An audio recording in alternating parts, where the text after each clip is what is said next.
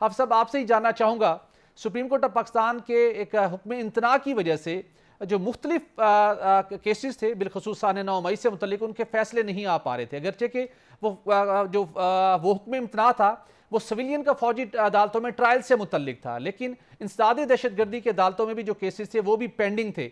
अब ये फैसला सुनाया गया है, पहला ये फैसला है जिसके अंदर हम देखें तो 51 जो मुल्जिमान थे उनको 5-5 साल की कैद सुनाई गई है। अब उनका स्टेटस कन्विक्शन का हो गया, मुजरिम बन गया। उसके अंदर पीटीआई के एमपीए भी शामिल हैं।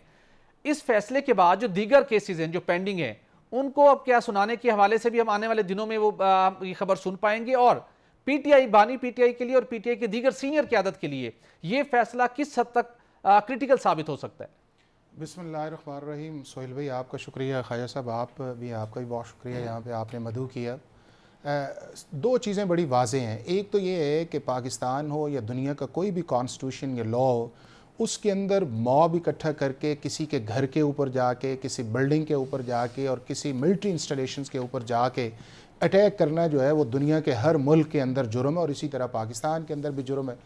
अब जब 9 मई का ये इंसिडेंट आया और आपने देखा कि पूरे मुल्क के अंदर ये इंसिडेंट हुआ है, सिर्फ एक जगह नहीं है, उसमें लाहौर भी है, गुजरांवाला भी है, मर्दान भी है, मियांवाली भी है, पेशावर भी उसके अंदर शामिल है। तो उसके अंदर एक जो यूनानिमस ओपिनियन था पूरे मुल्क के अंदर कि 9 मई के अंदर जो भी लोग मुलविस है उन्हें ट्राई किया जाना चाहिए और अगर उनके खिलाफ एविडेंस जो है beyond shadow of any doubt आती है तो उन्हें सज़ा देनी चाहिए।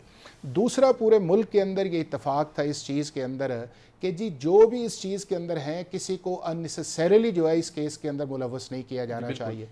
एक और चीज़ इसके अंदर आई थी वो ये था कि जो डिफरेंस ऑफ ओपिनियन ये आया था, चूँकि पाकिस्तान के दो लॉ हैं इस वक्त, एक है आपका रेगुलर क्रिमिनल लॉ और एक है आपका पाकिस्तान मिलिट्री लॉज जो हैं या ऑफिशियल सीक्रेट एक्ट है।